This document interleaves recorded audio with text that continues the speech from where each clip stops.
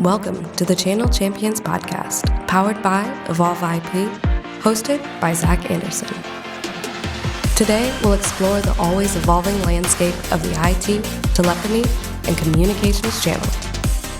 If you are a trusted advisor, strategist, IT consultant, or sales engineer, this one's for you. Today's guest is... Welcome, everybody, to the Channel Champions podcast. This is episode 11. I have two amazing guests with me today. These two have a combined experience of 8 years in the channel and 30 combined years in the technology space. They are the founders of Adaptiv Advisors, the founders of the Technology Advisor Alliance, and are authors of 2 published books. They are 2 true channel champions, and I'm happy to welcome Ashley and Ryan Rowland. Would you guys like to give a little bit more of an intro? Well, thank you so much. You make us sound so young with those combined years. No, it is kind of young in the channel. Channel is one of those places where, it just seems like if you've been in the channel for like 5 years, you're still brand new. True. Right? Very true. I'm basically an infant in the channel at this point. I'm like 9 months in. So I think seasoned, we're just learning to walk. Right. I think seasoned is a better word than old. So anyway. Totally. Anyway, yes. Thank you both so much for coming on. Today, we're going to cover a lot. I know you guys are very busy with what you do, part of a lot of different organizations and very busy, very active on LinkedIn. I see you both all the time.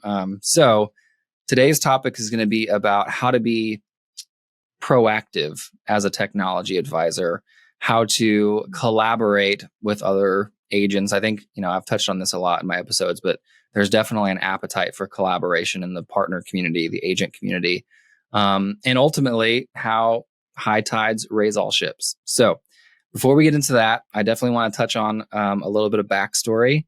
So whoever wants to go first, I'd love to hear about how you both broke into the technology space, where it started, and I like that meme, how it started, how it's going. Just anyway. Yes, I'm a nerd. Totally. Go ahead. I guess for me, Ryan, it was go kind ahead. of Since you, it was pretty much, I was born into it. I came from a family of serial entrepreneurs. My parents ran a managed services company growing up.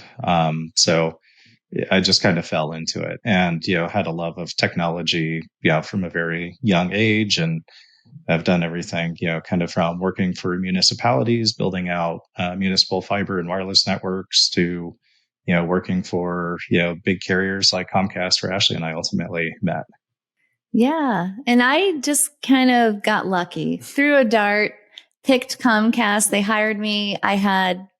I've always been a salesperson, I think, since I was a child, and Comcast let me in their doors and I just ate it up. They had such a wonderful comp plan while I was there that I couldn't leave. And I'm so happy I stayed as long as I did, which was 8.5 years, because I met Ryan towards the end of my time there, around maybe year 6 or so.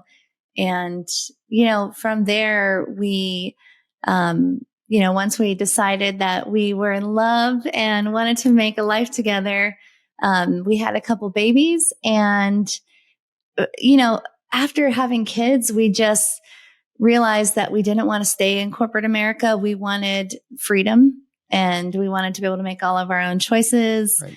Decide which meetings we take, decide which customers we work with. Mm-hmm.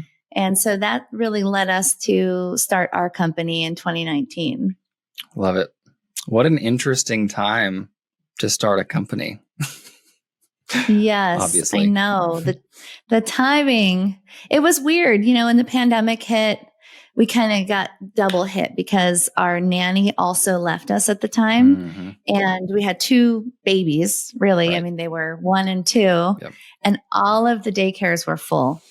So we were in a situation where we had this, big house with a big mortgage payment and no nanny and 2 of us, just trying to figure out how to get this company going. Mm-hmm. And we went from, two incomes, two healthy incomes to, one, where it was just Ryan held down the fort, and I was, the sole like face of Adaptiv when we first started. Right. And it was definitely scary at first. But one of the things I think that Ryan and I are so good at, right? Pat myself on the back, is we just like execute, we make decisions, and then we just go for it. Right. If something's not perfect, that's okay. We believe in, done is better than perfect, right? So we just put our minds to it, and we're like, we're going to make this happen. Mm-hmm. So we made a lot of adjustments. We sold our house. We moved into an RV, believe it or not. Wow. And we traveled the country. Part of that was for pleasure, for excitement. We were like, pandemic, this sucks. You can't go anywhere. Let's go places in our RV. Let's get outside. And then, we just made some financial adjustments, and we were so thankful that we did it, because we're in a position now where, we make enough recurring income that our bills are covered. So anything we sell each month is icing, is extra, right? It's just building it. So, we're not like most companies, I think, or most technology advisors, where they have like big goals and let's, build as fast as we can, hire a lot of employees, get acquired. We're kind of the opposite of that. We're very much minimalist. Mm-hmm. So our company is just the two of us on purpose. And we want to enjoy life. We realize that work will always be here. Yep. We're marketable. We can go get jobs. We can go make our own money. We can figure that out anytime. But our kids will only be young for a short period of time. So, our focus really is to spend as much time with them as possible while they still like us, right? Right. That was a very long-winded answer, but hopefully that explained our journey a little bit. I love it. And to be fair, we didn't start, with that clarity. Like it took us a lot of trial and error to get there. We initially did think that we needed to grow quickly and bring people on and have sub-agents and have employees and look very big. And, we did fall into that trap, and it took us a little while to realize, that wasn't the direction we wanted to head, and we weren't building the lifestyle that we wanted. And, right. The focused family time that we were after. So we actually kind of took our business in one direction and then deconstructed it and took it all the way back to just Ashley and I. And now it's very intentionally lean and mean and just Ashley and I. Sure. And Ryan, you were telling me, and we didn't talk about this last time we spoke, but you guys are getting ready to move to Portugal. That's the next crazy adventure for us. That's the next adventure. We're wild and crazy. We just want a new experience for our kids. Mm-hmm. And, picture this, Zach. We wake up in the morning. It's Portugal. Everyone in the United States is sleeping. Mm-hmm. So we just get our whole day. Our kids go to school. Ryan and I get to work out, walk the beach all day, just be at peace because there's no one we need to email right away. Right. And then, when our kids go to bed at 8 p.m. Portugal time, mm-hmm. we go to work, right? Mm-hmm. We get on calls, we do our thing just like normal. Cause, that's what we do anyway.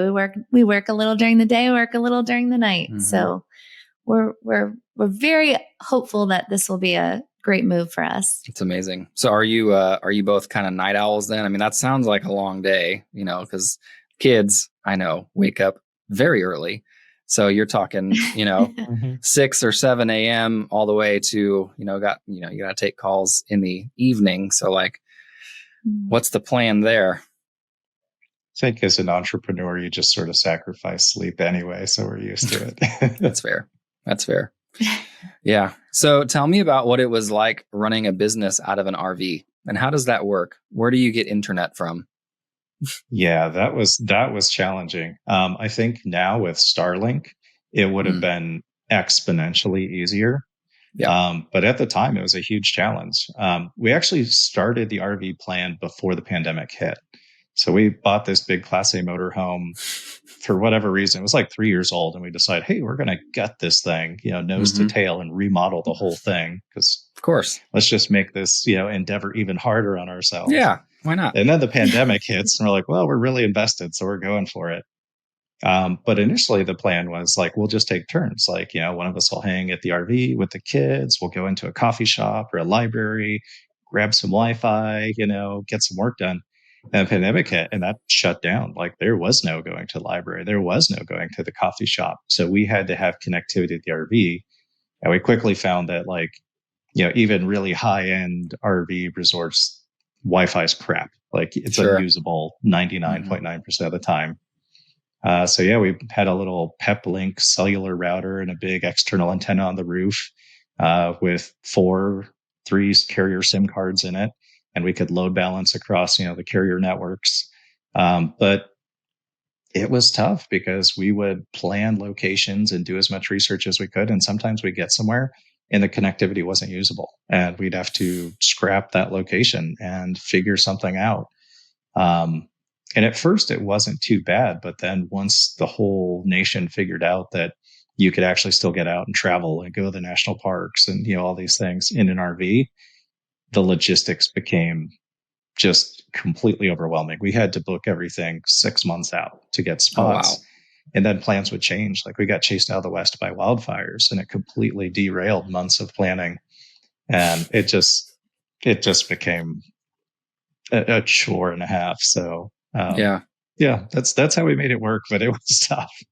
Right. How long were you actually? You can get through that. You can get through anything. Yeah, no kidding. How long were you actually in the RV then? 10 months. Yeah, it's about 9 months. Wow. Yeah. I think the hardest part was not having any breaks from the kids. And that sounds awful. I love my kids, but it's just nonstop. It's like your boss is always in the room ordering you around, asking you for the next thing and the next thing. Yeah. So yeah, that was pretty hard for us. But we made it out, and our business, I would say our business didn't suffer. It still grew, probably not as fast as it could have grown, but we're happy with where we ended up. That's great. So talk to me about, when you started Adaptiv, what was did you have an idea in mind for, like special, like your specific specialties of certain types of solutions? Did you have like that go-to-market plan? Like, let's start with what we're comfortable with. Cause, I've talked to a lot of partners. They obviously want to provide that value to their customer and position themselves as a technology expert. Right. So talk me through that. And, what was sort of your go-to-market plan for Adaptiv? I've got an answer, but I'll let you take first, Pat. All right. Well, I'll try to keep my bat short so that you can answer this question, because this is a great question, Zach. And I think that, at first when we started, we thought that we needed to be experts in everything. Sure. So, on our website, we were like, we're experts in CCaaS and security, and I've never sold those things, right? So once we kind of dialed it back and realized we didn't have to be anything, we could just be ourselves. Mm-hmm. It just ran so much more smoothly. Mm. I am excellent at SMB. That's what I'm really good at. I can't turn down an SMB deal. But Ryan's laughing because we have a silly inside joke, which I can't say on this podcast, but, so yeah, I focus on that. And then, Ryan works with our enterprise customers because he is a network engineer. Ryan, I'll let you kind of answer Zach's question.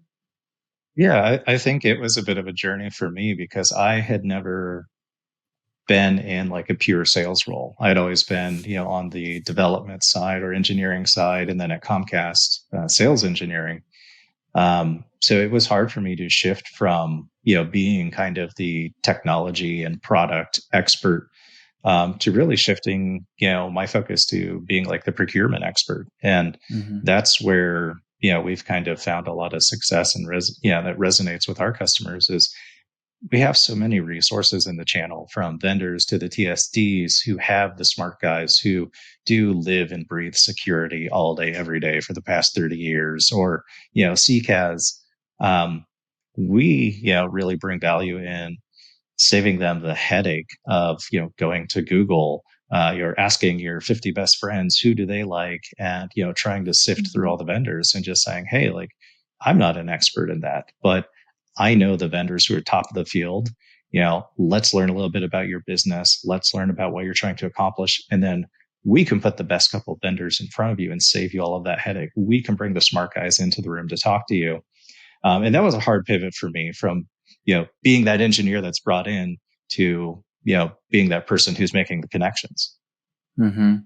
Mm-hmm. Do you find that it's easier or harder to have conversations about specific solutions that you are an expert in, like going too deep into the weeds with prospective customers?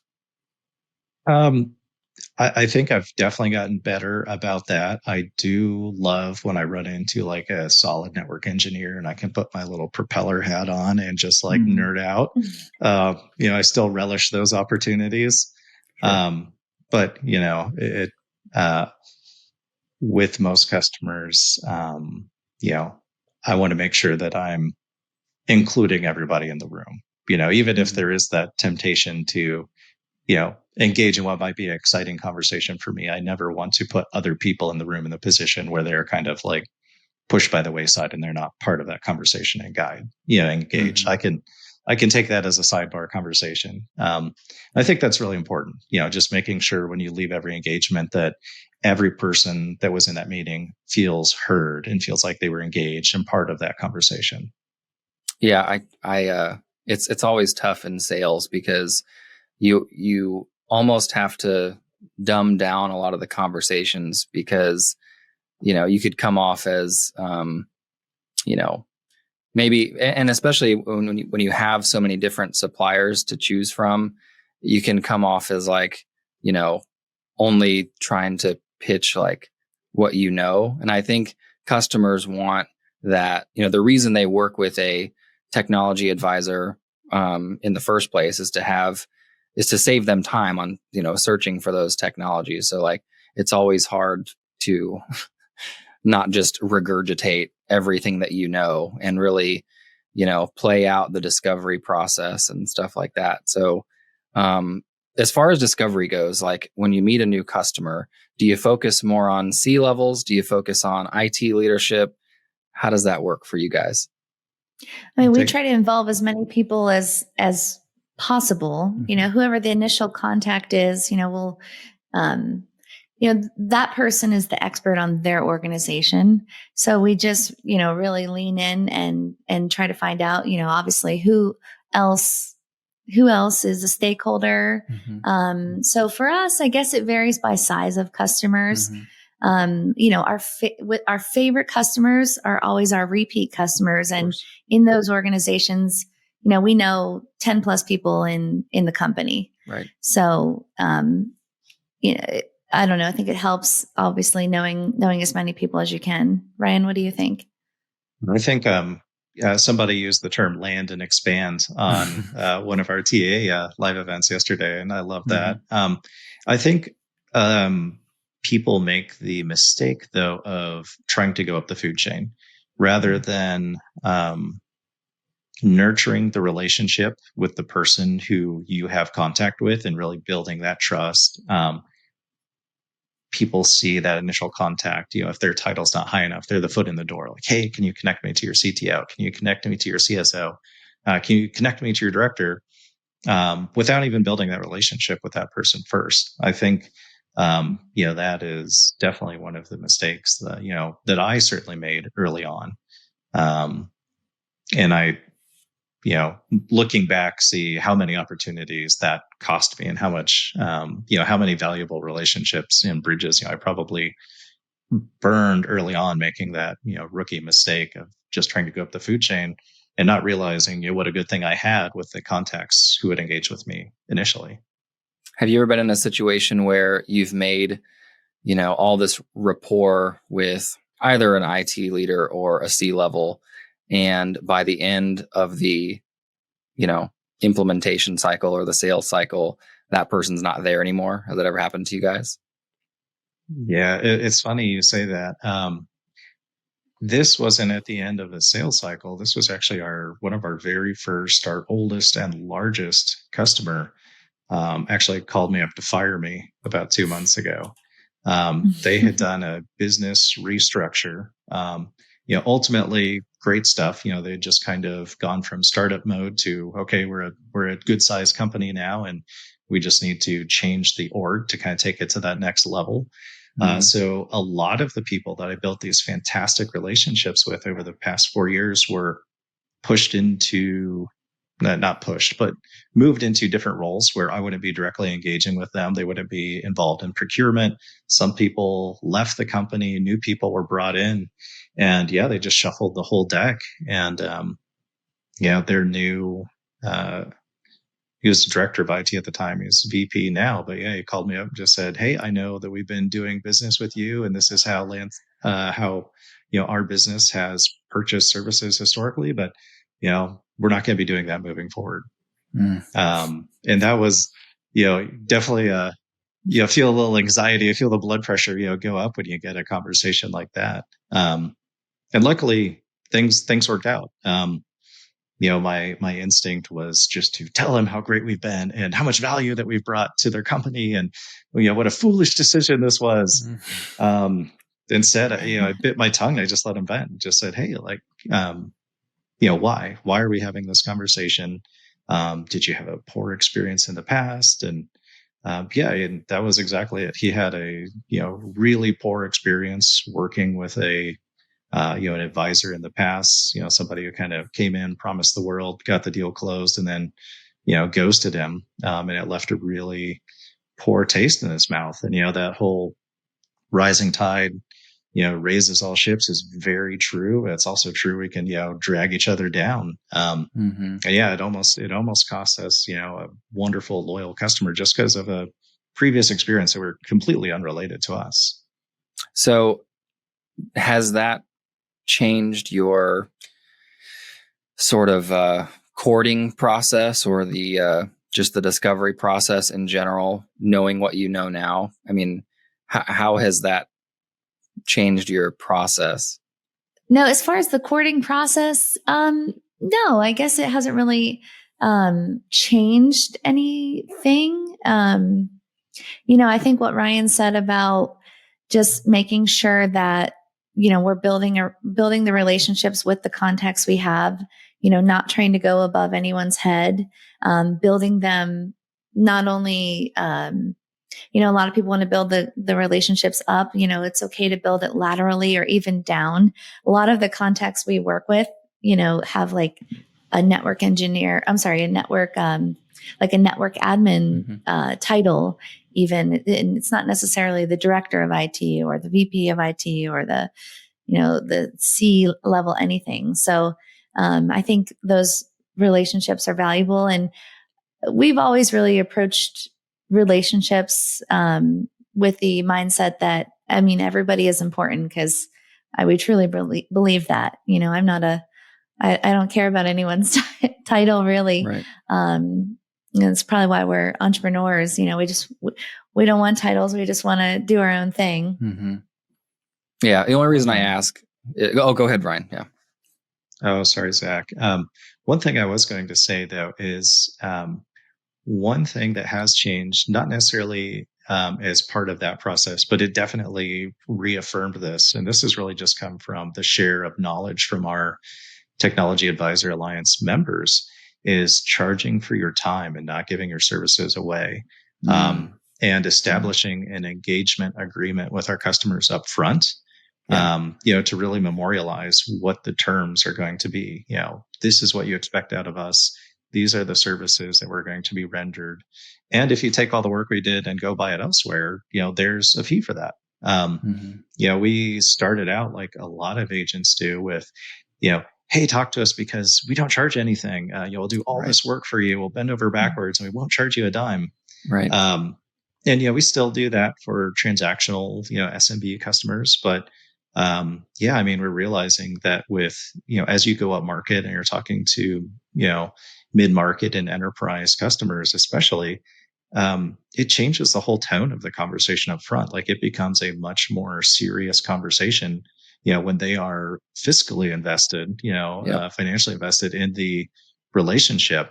And it's, there's nothing but good that comes out of that. And, when you have that memorialized, it really sets the table, versus a lot of, well, like, oh, you were free, so I just thought you would do this for us. And, we were talking about, how do you convince the customer of the value that you're bringing to the table when you are starting the conversation day one with, hey, I'm not worth anything. I don't charge anything. Everything I do is free.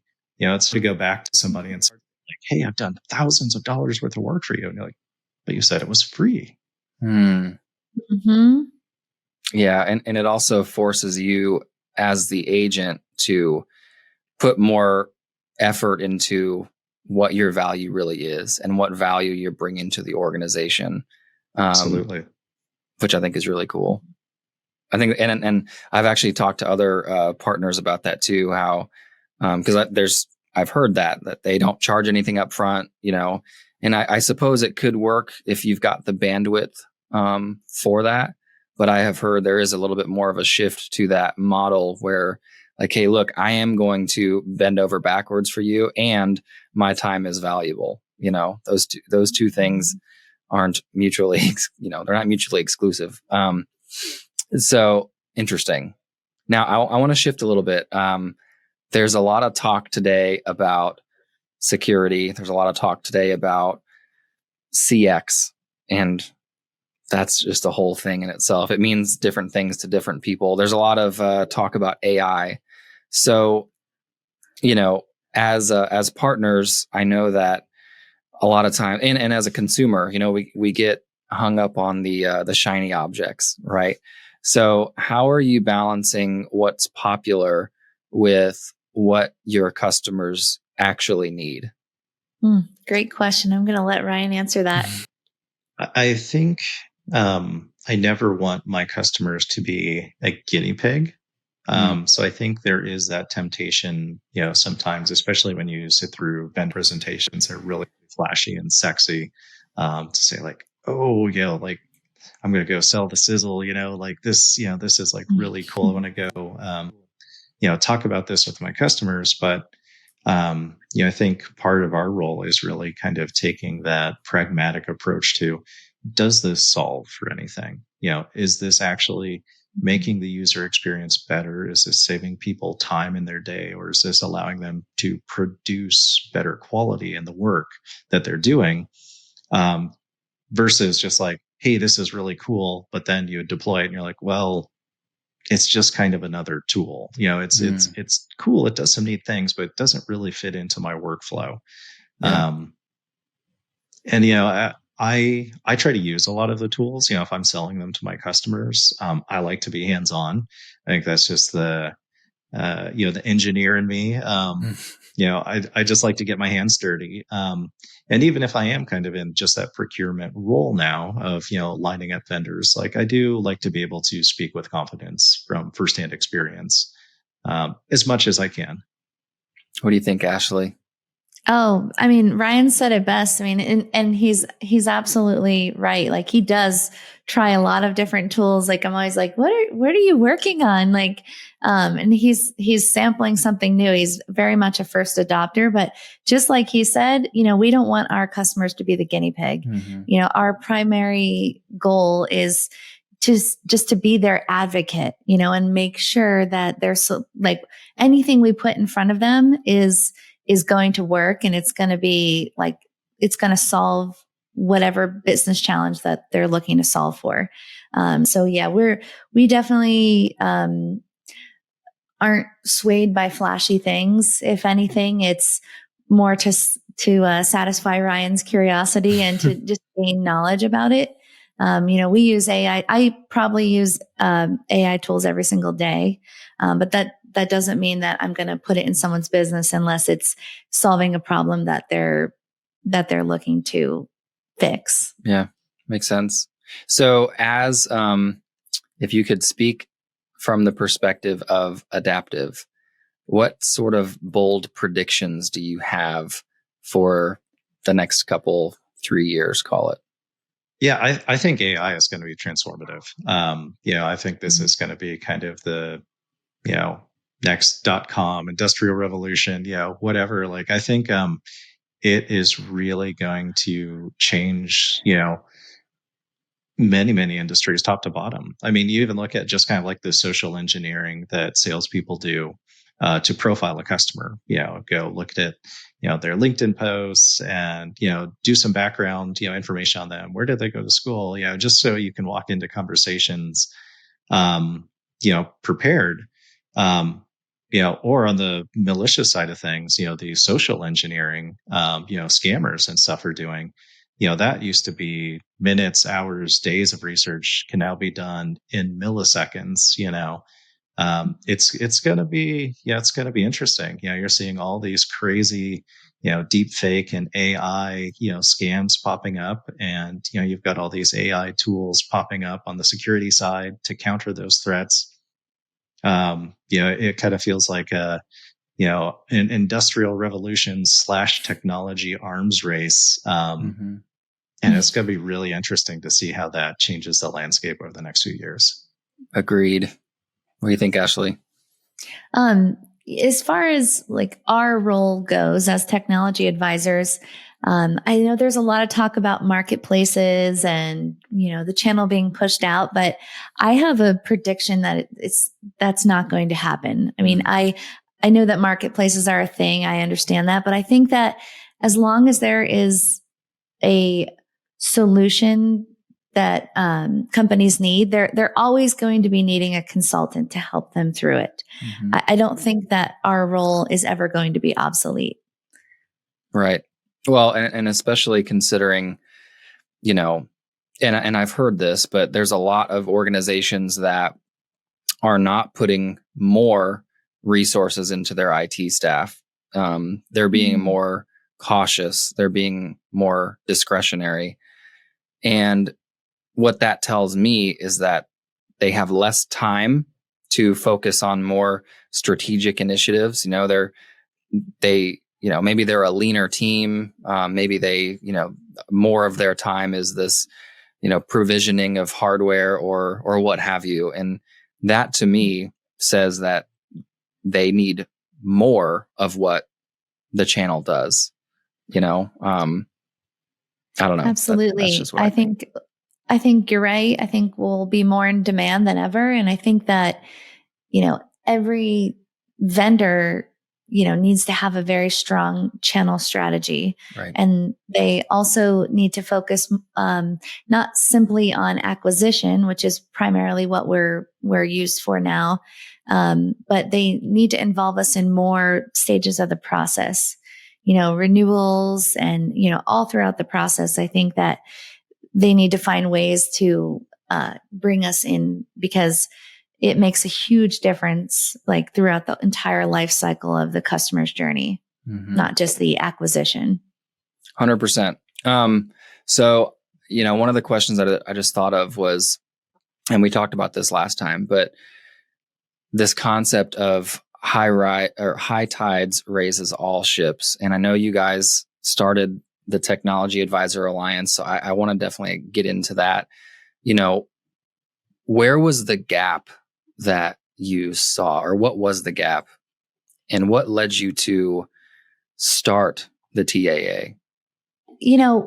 I guess we were when we started in the industry, we found it challenging to find the information that we needed, like straight up information, because there were a lot of people willing to help, TSDs, vendors, but all of those folks, they were willing to help, but they also had their own motivations, right? They have their own goals in mind. Like they're interested in gaining our partnership. And there's nothing, malicious or bad about that, but it wasn't exactly what we were looking for. We were looking for, advice on what it's like to actually do this role. So who better to ask than people that actually do this role, right? So they have the same perspective and, have gone through the same experiences or similar experiences. And so really we just started reaching out to people via LinkedIn, making connections, making friendships. And it really, just grew from there, sparked an idea that, we should formalize this, because, we personally got so much out of the information we learned from other advisors, and, other people were reaching out to us for help too.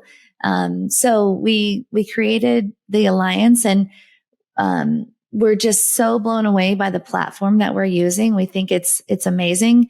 And it's just very functional and allows people to really interact and engage. And we actually have analytics. We can see like who's in there and, how much they're engaged. But yeah, Ryan, take over, cause I'm running off on a tangent here. Yeah. I think, I think we went seeking the TAA before we built it. I'm a car enthusiast, motorcycle enthusiast. I've been a part of a lot of, like online communities. And, it was just kind of shocking to me that like I can go find thorough, detailed information on like how to rebuild the brakes on my vintage Land Cruiser, from like this community. But like I can't find any information from peers on like how to structure my business, or how to write a customer engagement agreement or master services agreement, or like any Which of this TSDs are good to work with. Yeah. Right. We're like, why doesn't this exist? This just seems like such a basic need, to share amongst peers, and since we couldn't find it, we just decided that, somebody needed to do it. So let's execute on this and let's build it. I love it. It's funny because that's literally the reason I started this podcast, was like, there's got to be, and it's interesting that I'm doing this from a supplier perspective, but it really, it is the same goal. Like suppliers should be talking to partners just the same as TSDs should be talking to partners, because partners are who really drive the business, the channel forward. And if we can't all collaborate together and learn from each other, like what the heck are we doing? And I think in all the engagements that I've had in my limited time at Evolve with partners, there really is, and you guys are onto something for sure. There is a hunger and a desire for that collaboration. And I think that's why that, it was such an important topic today.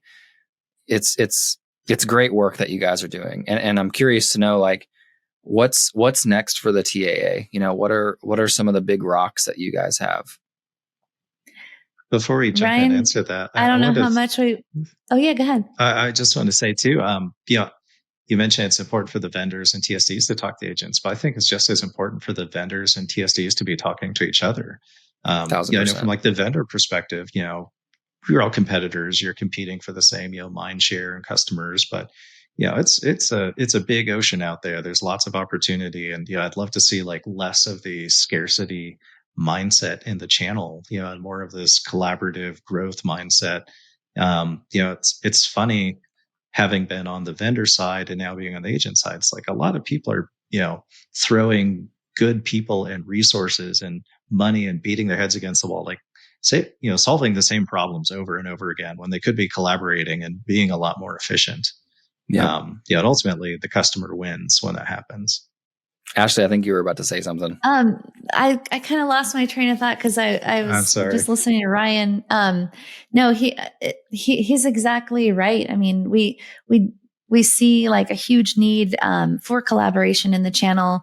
There's a lot of talk about we need this centralized portal, and people think like, oh, vendors need to put all their information in a portal and then everyone needs one portal. And I don't think that's right. I think there needs to be a centralized communication system for the channel. Because there's a lot of times that, vendors are spending so much time with these individual conversations when they could just get it out. And it's not necessarily something they want to post on LinkedIn, right? Sure. Like, I know a lot of our industry is on LinkedIn, but there are certain things that you want to keep, within, your community, your sales community, or, your industry. Right. So, what's next for the TAA? We have so much on the horizon. I don't know how much we can say right now. Ryan, go ahead. I can't really see who's anything. So tell them what you want to tell them. Yeah, gosh, I don't know what to start or where to start. We've got a lot on the roadmap. One of the things that we are launching, right now, is kind of a partnership program, outside of the agent community, because the TAA is for, the advisors. Yes. But we have a lot of other great people in the channel that are with TSDs, that are with, vendors or, other businesses that serve the channel. Who's just like, I love what you're doing and I want to be a part of it somehow. Like, how can I engage with your community? How can I collaborate and bring value? So we are launching a partner perks program that will be, for vendors and, people who serve the channel who want to bring something unique to the community, something of value to the community. It's not like hey, sell your first deal, get a $500 gift card kind of thing. Something that is material.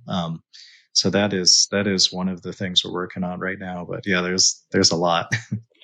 There's really a lot, Zach, and I don't think we're at a place to announce it yet. But as soon as we do, you will be one of the first people we call because, we believe that you're out here with a similar kind of mission. So we're excited. 2024 will be a big year for the TAA and communities and collaboration. And I love it. Yeah, you'll be a part of it for sure. Well, thank you. And I like the cliffhanger. There's a lot coming, and I'm excited for you guys. You're both killing it. So let's go to the book. Okay. So how many? Where did the idea from the book for the book come from? And how did you actually start executing on getting it done? And straight out of Ashley's brain, and then about 30 seconds later, she was working on it and sending people emails. That's kind of how Ryan and I operate. It's so fun that way. We'll go on a hike or go for a walk or something, and then come up with an idea, and then boom, as soon as we get back to our desk, we are working on it. And that's really how this came about. Just with the same themes, right, Zach? Like collaboration, helping each other, sharing best practices, not just being closeted and keeping everything to ourselves and trying to get, an inch better than my competitors. We want to share all these things and then help the whole industry get better. So that's the goal of the book really is, this book is unique because, it's taking a whole bunch of people from the channel, from all different roles of the channel. Yeah. So we did a project like this last year that was very successful. We called it Advice from Top Agents, and it only featured technology advisors or agents. Mm-hmm. And this project we wanted to make even bigger, and we wanted to take more perspectives because I think one of the gaps, as we've already talked about, is people not understanding each other and having different goals, having different motivations, right? As a technology advisor, I come from a different perspective than a vendor does, or a TSD does, or a consultant does, or a journalist does, right? So if we ask questions and we put those advice from those folks from different roles all in the same book. And so you can, read their perspectives. And, really the goal is just to spread understanding within the channel about each other's roles, share some advice, give the reader a quick start to, just really understanding the channel better.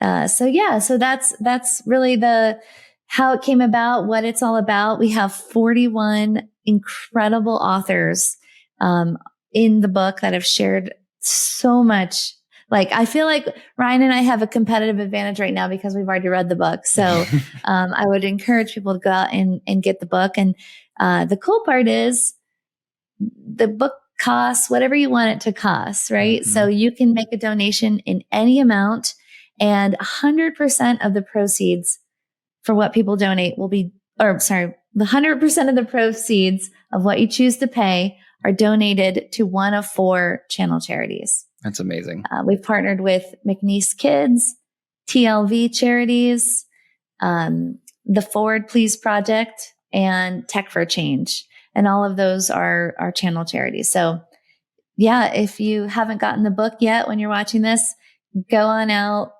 The website is channelunlocked.com, and you get to choose which charity your donation goes to.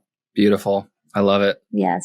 I love it. I told Ryan before this podcast, I was like, let's make sure we're not long-winded. And here I am. Sorry about that. No, you guys did great. Yeah, I encourage everybody to go to Channel Unlocked, right? Yep. Channelunlocked.com. I always like to end with a final question, and take your time. So if you had to give yourself or anybody advice, think about yourselves just getting into the channel, breaking into the technology space. Let's focus on the channel, just breaking into the channel. What advice would you give to yourselves or to, a brand new technology advisor? What would that be?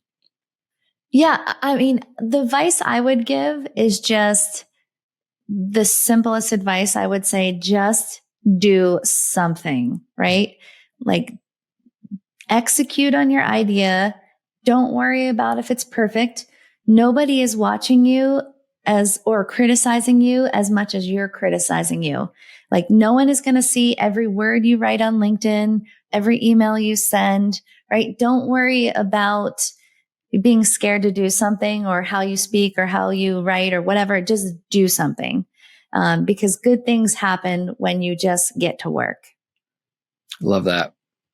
Yeah. I think my answer would be, right in lockstep with Ashley. And my advice would be protect your green time. I think when you first get into the channel and engage with TSDs and vendors, immediately your inbox gets flooded with invites to lunch and learns, invites to events, invites to webinars. And, you're so excited, especially, if you're coming from like a,